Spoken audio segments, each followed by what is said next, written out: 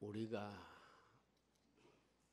병원을 신방을 하든지 혹은 여러 가지 이유로 병원을 방문하는 일에 병원 로비에 이런 글을 붙여놓은 것을 많이 보셨으리라고 생각을 합니다. 사람이 돈을 잃는 것은 조금 잃은 것이고 명예를 잃은 것은 많이 잃은 것이고 건강을 잃은 것은 전부를 잃은 것이다. 아마 이 말이 많은 병원에 붙여놓았기 때문에 좀 익숙하고 또 어디선가 보았으리라 생각을 합니다. 그 말을 볼 때에 병원이 굉장히 상업적인 목적으로 이런 글을 병원 로비에 붙여놓았구나 그런 생각을 하면서도 그것을 심리적으로 부정할 수 없는 것이 누구에게나 그 글이 마음에 설득력 있는 공감을 주기 때문에 그렇습니다. 사실 사람에게 있어서 건강이라고 하는 것은 생명의 문제이기 때문에 어떤 것도 이것과 연결되지 않을 수 없는 그런 전부의 문제로 사람에게 늘 다가오는 것입니다. 애플 창시자인 스티브 잡스의 이야기를 우리는 잘 알고 있습니다.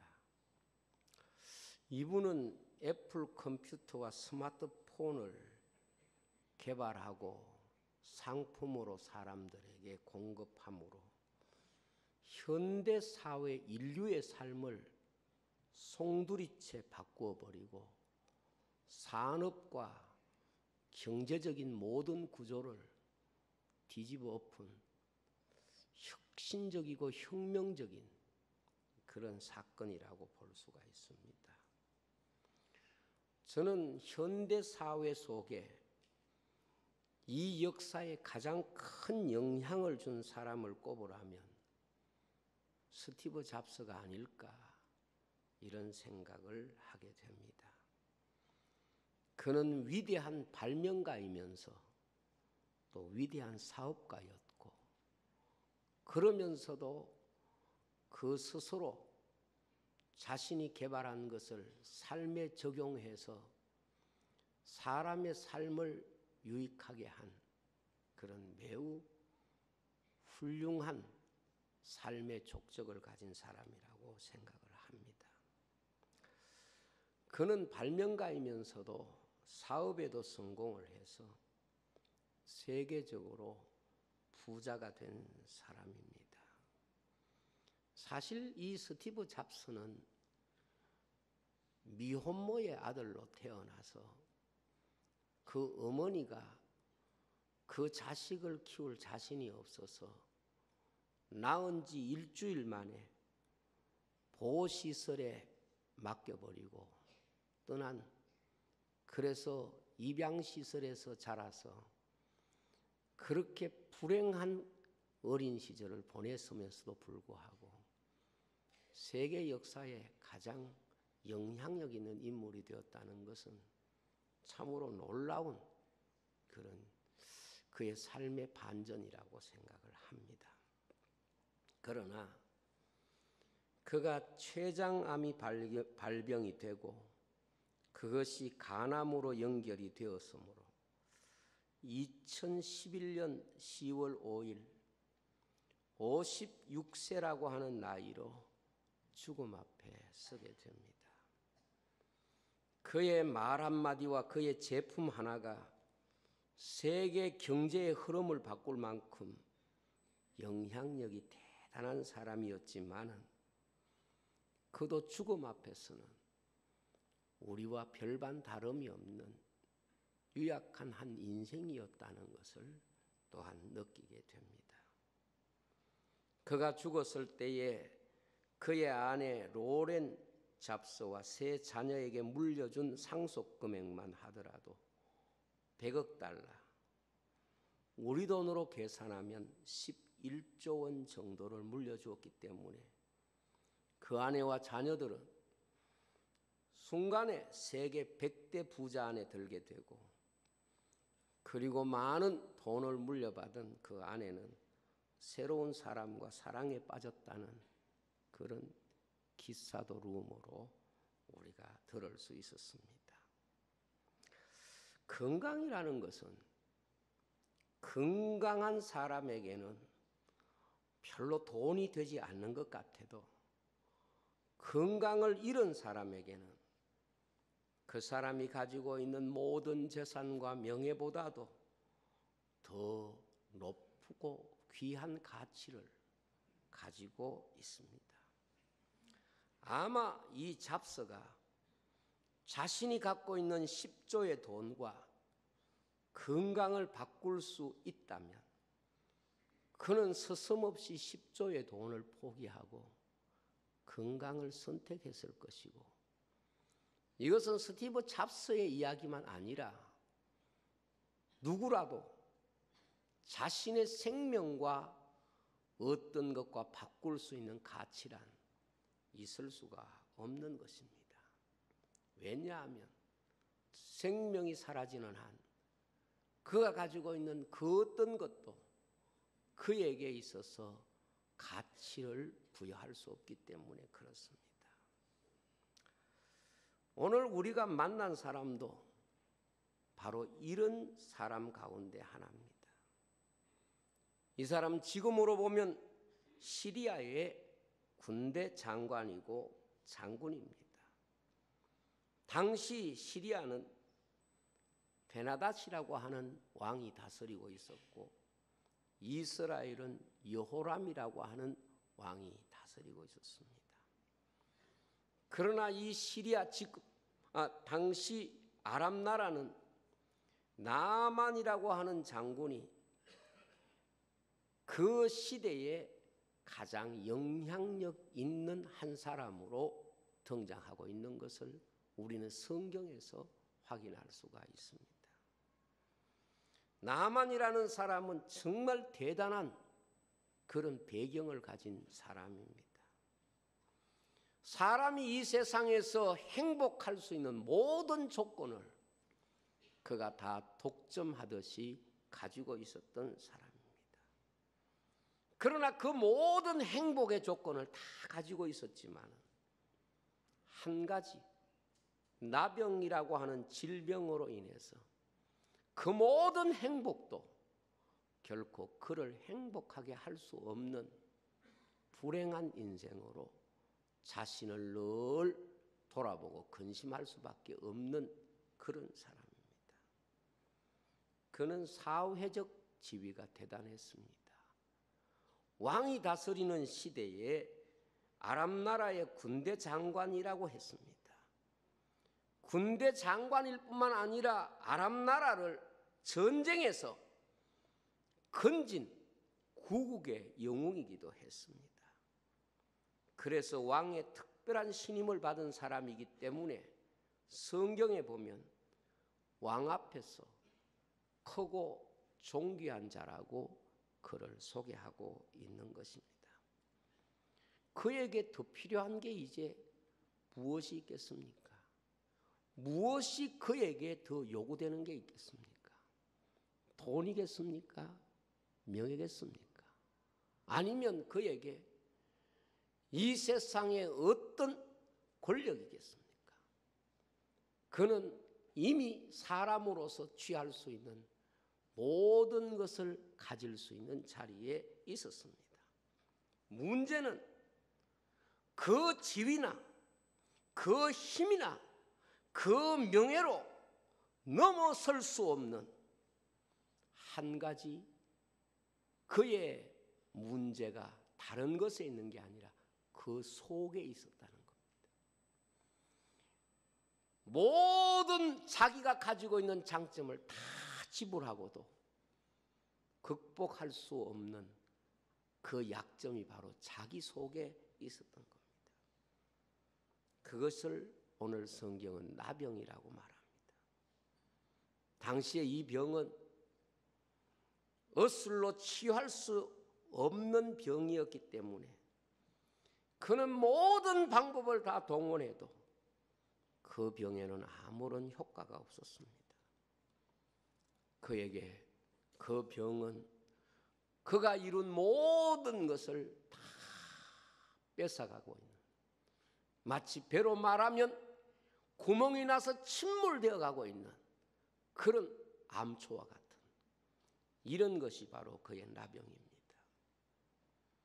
우리는 이 성경에서 나만의 이야기를 통하여 아주 성경이 중요한 구조를 우리에게 가르쳐 주는데, 그것이 뭔가 하면 이방인이었던 나만이 어떻게 하나님의 은혜와 하나님의 치유와 다시 말하면 하나님의 구원을 체험하는 사람이 되었을까 하는 것입니다.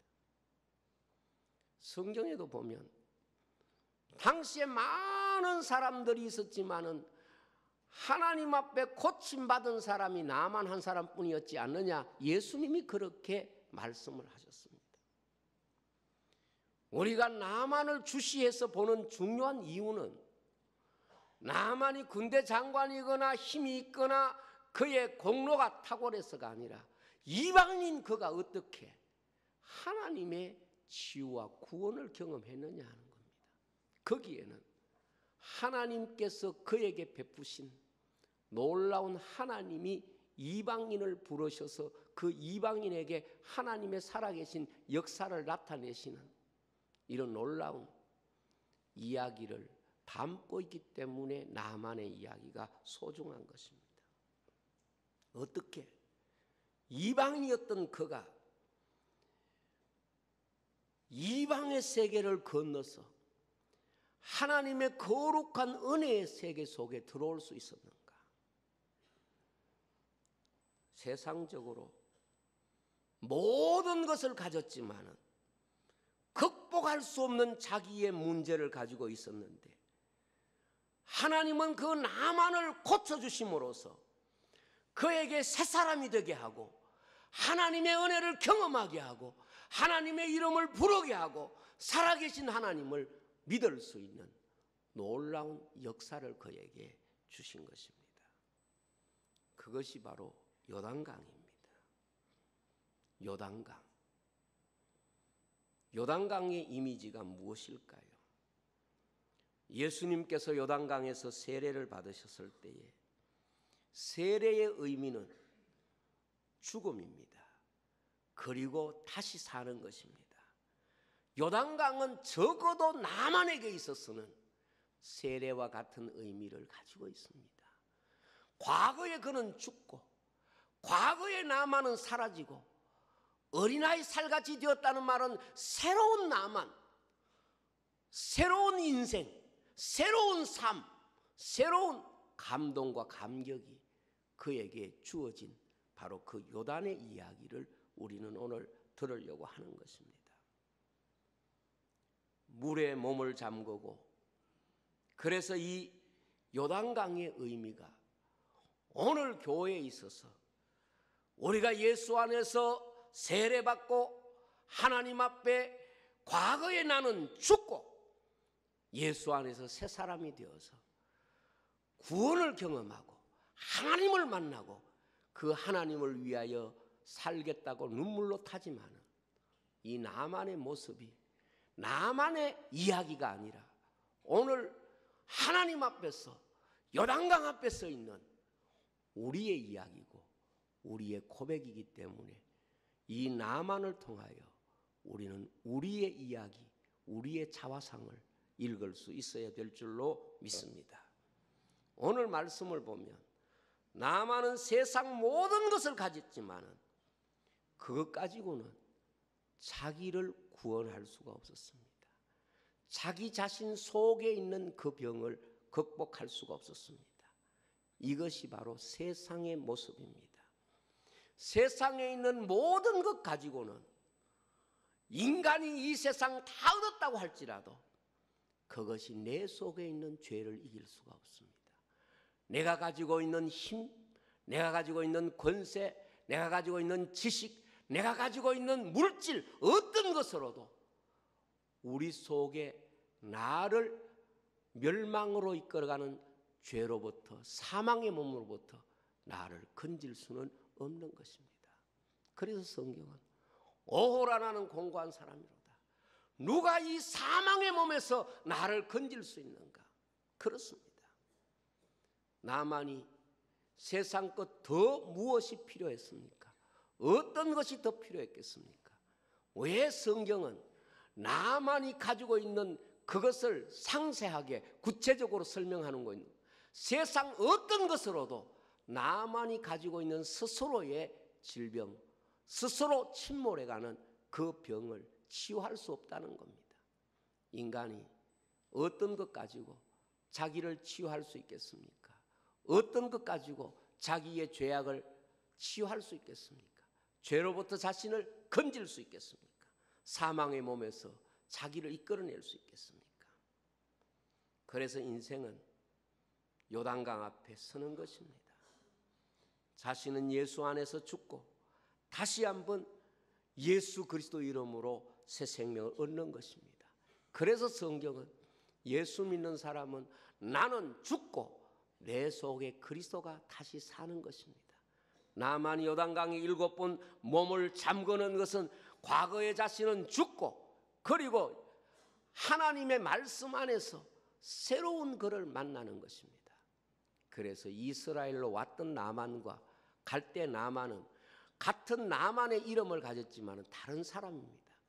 이스라엘로 올 때 나만과 이스라엘에서 돌아갈 때 나만은 전혀 다른 삶, 전혀 다른 사람, 전혀 다른 가치, 다른 세계에 속한 사람이 된 것입니다.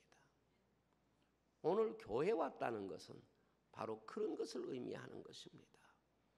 우리가 좀 더 가져서 새 사람입니까? 우리가 좀 더 좋은 지위를 가져서 새 사람입니까? 아니지 않습니까?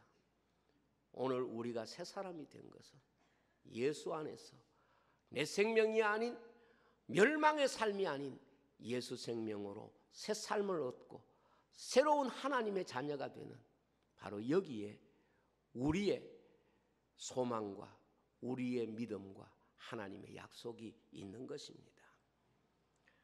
그런데 나만이 지금까지 살아왔던 세계와 다른 세계가 뭘까요? 그것이 바로 말씀의 세계입니다. 그래서 나만은 지금까지 자기가 살아왔던 자기의 세계와 다른 세계로 나아가는 그 일에 있어서 굉장히 중요한 경계 지점에 서 있습니다.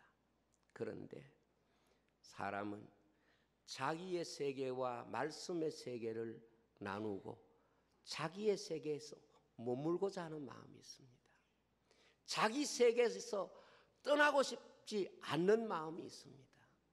최초의 인간부터 사람은 자기 세계 속에 있지 말씀의 세계 속에 살기를 거부하다가 인간은 죄를 짓고 불행에 빠지고 스스로 구원하지 못하는 인생이 된 것입니다. 말씀은 인생이 자기의 세계와 자기의 삶에서 하나님의 세계, 믿음의 세계로 나아가는 구원의 문과 같은 것입니다. 나만에게 바로 말씀이 그러한 그 인생의 문이었던 것입니다. 말씀이 자기의 세계와 자신의 삶에서 구원의 세계, 하나님의 세계로 나아가는 문과 같은 것이기 때문에 성경은 언제나 구원의 사건에는 말씀이 있습니다. 노아의 사건도 자기 세계 속에 살던 노아의 모든 시대 사람들과 노아는 하나님의 말씀의 세계 속에 들어간 그것이 바로 방주의 이야기입니다. 베드로가 밤새도록 자기 세계 속에 물고기를 잡았는데 주님이 그에게 말씀을 주셨을 때 말씀의 세계 속에서 그는 하나님의 아들 예수님을 보고 하나님의 역사의 세계를 경험한 것입니다.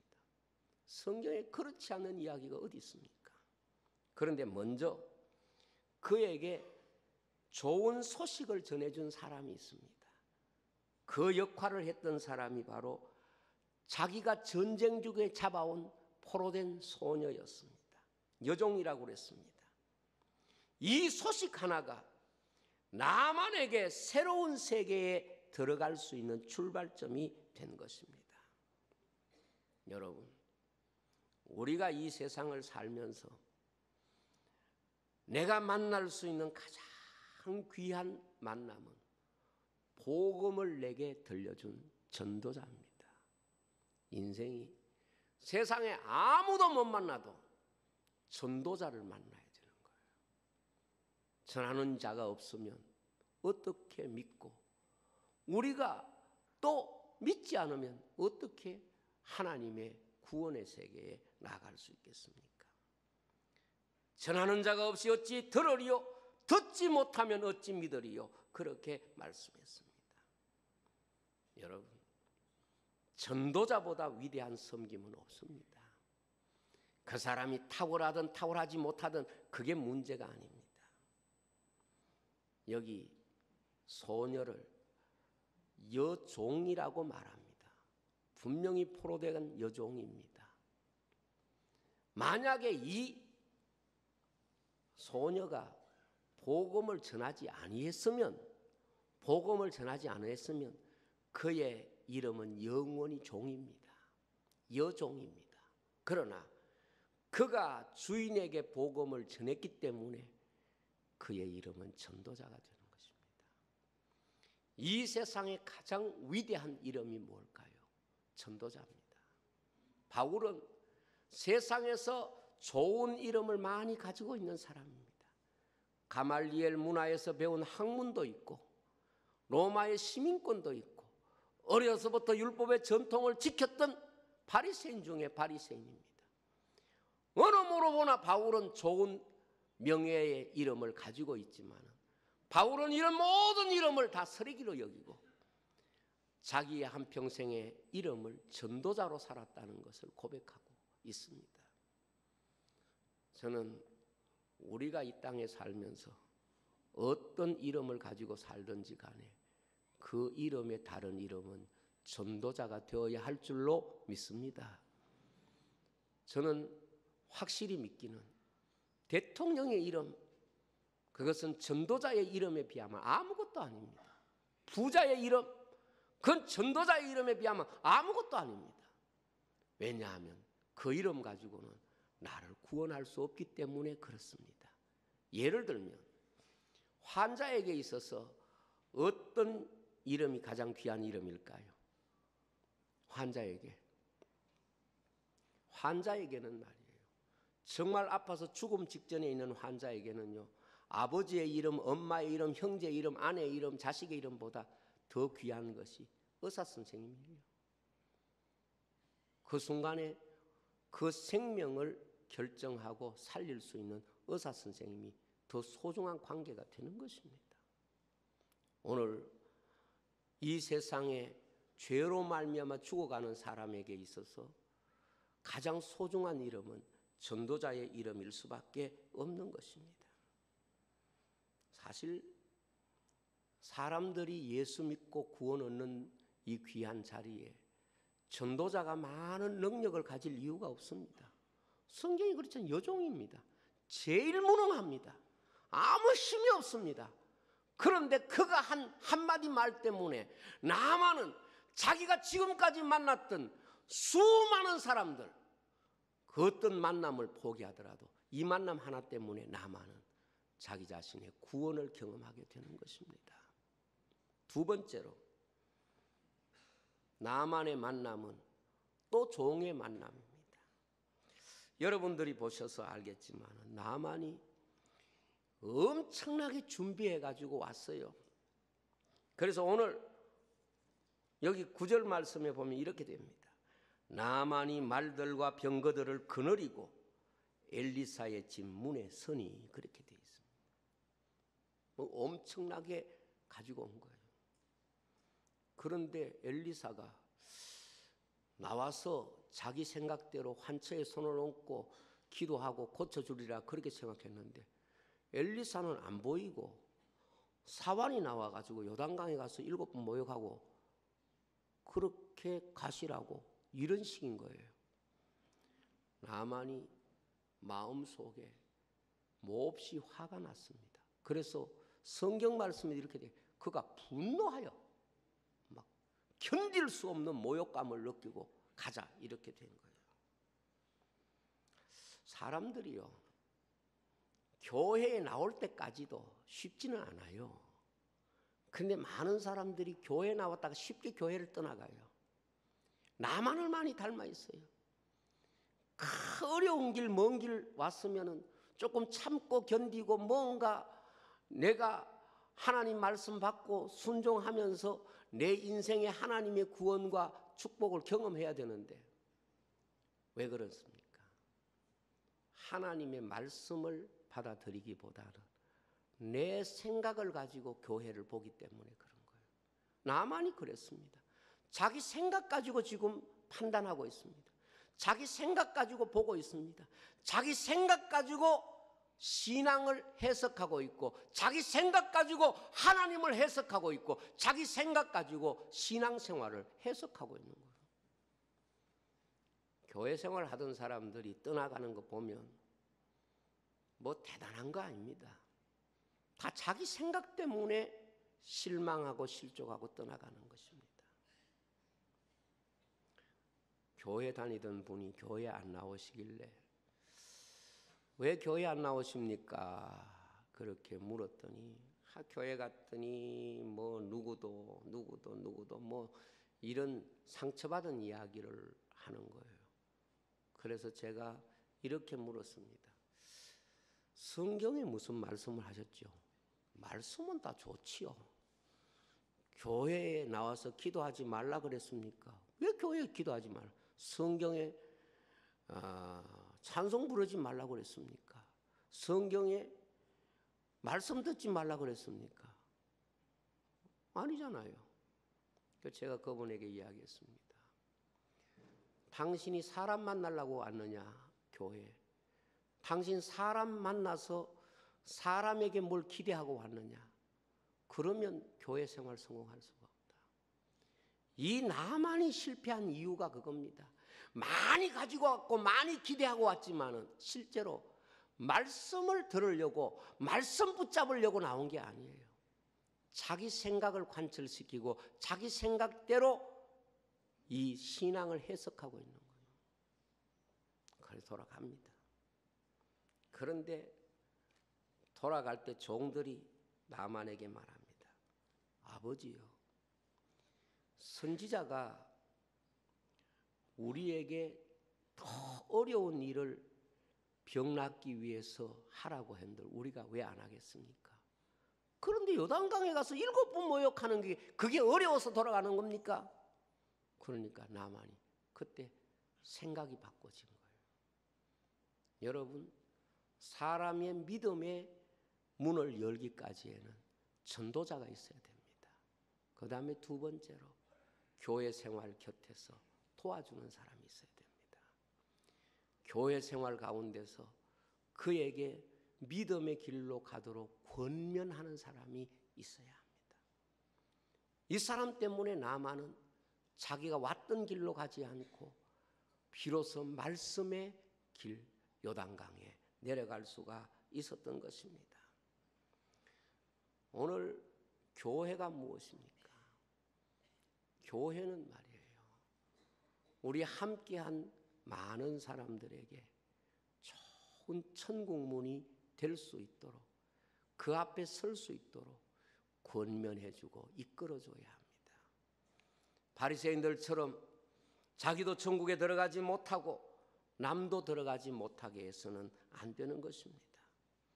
사람이 자기 세계에서 하나님의 세계로 나아감에 있어서 우리는 누구나 무언가 도움이 와야 되고 도와주어야 되는 것입니다. 그래서요, 마치 복음을 전해준 사람은 씨앗을 심은 것과 같아요. 씨앗이 심어졌다고 해서 열매가 됩니까? 씨앗이 심어졌다고 해서 자라서 우리가 주수가 됩니까? 아닙니다. 곁에서 잡초도 제거해주고 무언가 가꾸어주고 돌보아줘야 열매가 되는 것입니다. 교회는 바로 이런 것입니다. 우리 교회 주변에도 밭이 참 많은데 그동안에 무진장 심고 가꾸고 했습니다. 성공한 거는 저 크로스파크의 잔디밭이 성공을 했고 교회 들어오는 느티나무 밑이 지금 성공했고 다른 거는 거의 다 실패한 것 같아요. 지금 고민이 많습니다. 그런데 성공한 건 보니까 다른 게 아니에요. 계속 가꾸어주면 성공하게 되고 버려두면 성공이 안 되는 거예요. 그건 뭐 분명해요. 오늘 우리가 이 세상에 살면서 신앙생활 왜 실패하느냐? 사람들이 교회 생활을 할 수 있도록 조금만 도와주면, 그 생각을 바꿀 수 있도록 조금만 곁에서 도와주면 충분히 그의 삶에 있어서 영적인 선택을 할 수 있는 이런 기회들이 주어지는 것입니다. 그래서 하나님은 교회라고 하는 공동체를 통하여 한 사람이 감당할 수 없는 일들을 함께 나누고 서로 섬기고 도와주도록 그렇게 하는 것입니다. 세 번째로, 나만이 제일 먼저 만나고 싶은 사람인데 엘리야는 말이에요, 만나주질 않았잖아요. 왜 그럴까요? 그래서 엘리사는 만나주지 않았냐. 나중에 만나게 되겠지만은 왜 그러냐? 여기에 엘리사의 위대한 지도자의 영성을 볼 수 있습니다. 그게 뭔가 하면 나만은 사람을 만나러 왔지만 엘리사는 그가 하나님의 말씀을 만나기를 원하는 거예요. 그 나만이 성난 게 뭔가 막 저가 내게 나와가지고 손을 얹고 기도해주고 막 그럴 줄 알았는데 우리나라에 무슨 강이 없느냐 하고 자기 나라 강을 이야기하면서 그 강에서 차라리 모여가지고 왜 여기까지 왔겠느냐 이런 식이잖아요. 교회 지도자들이 빠지기 쉬운 함정 가운데 하나가 뭔가 하면 하나님 말씀 대신에 자기를 드러내는 거예요. 이게 가장 교회 안에서 영적으로 무서운 함정이 되는 거예요. 여러분, 교회 와서 목사 보고 신앙생활 하려고 그러면 실망합니다. 엘리사 보고도 실망하는데 뭐 누굴 보고 실망 안 하겠어요? 사람 보고 신앙생활하면 결국은 실망합니다. 신앙생활은 오로지 하나님의 말씀을 순종하는 것입니다. 말씀만 바라보아야 하는 것입니다. 믿음이 무엇입니까? 말씀의 문턱을 넘어서는 것입니다. 그 속에 이방인으로 살아왔던 이 나만에게 하나님의 세계가 열려지고 보여지고 자신에게 체험되어진 것입니다.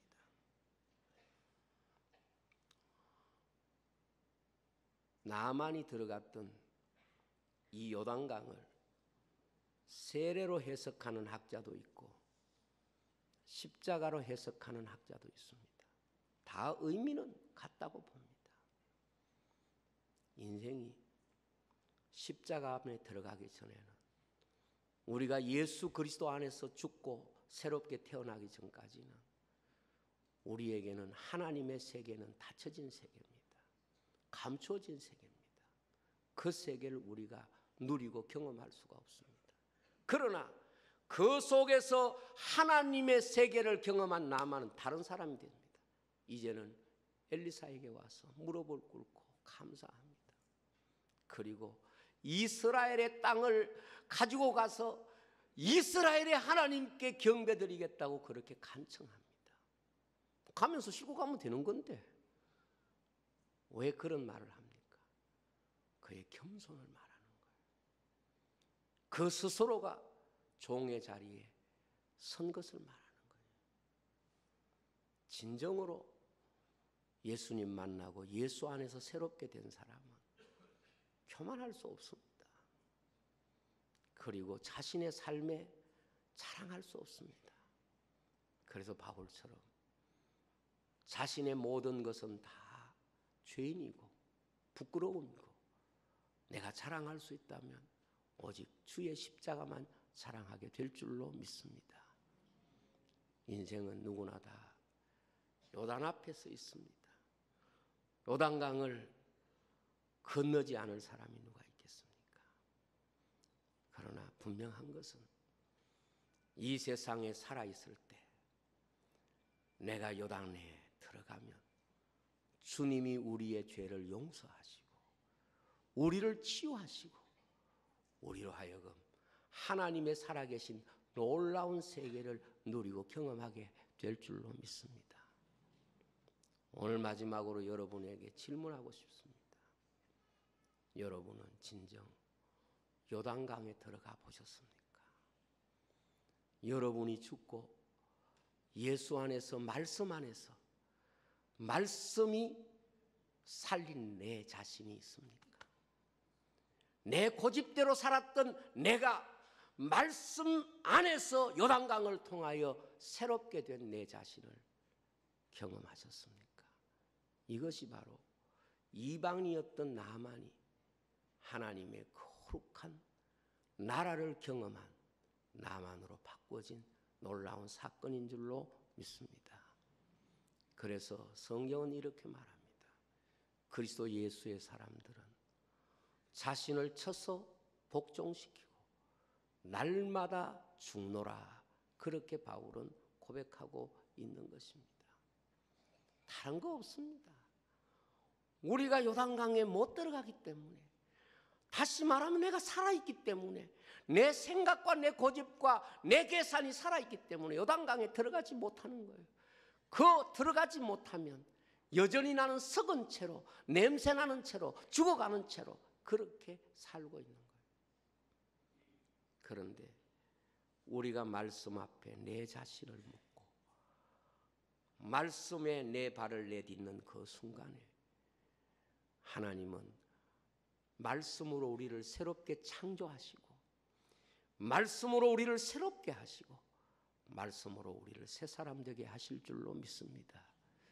교회가 바로 이 요단강이 되었으면 합니다. 오늘 김천제일교회 들어오신 모든 성도 여러분들이 바로 이 요단의 체험과 요단의 경험을 할 수 있기를 바랍니다. 이 교회에 와서 하나님의 말씀의 진정한 축복과 은혜와 말씀의 권세를 체험하고 말씀 앞에 여러분을 드릴 수 있는 요단의 체험을 나만처럼 할 수 있기를 주의 이름으로 축복합니다. 기도하겠습니다. 아버지 하나님,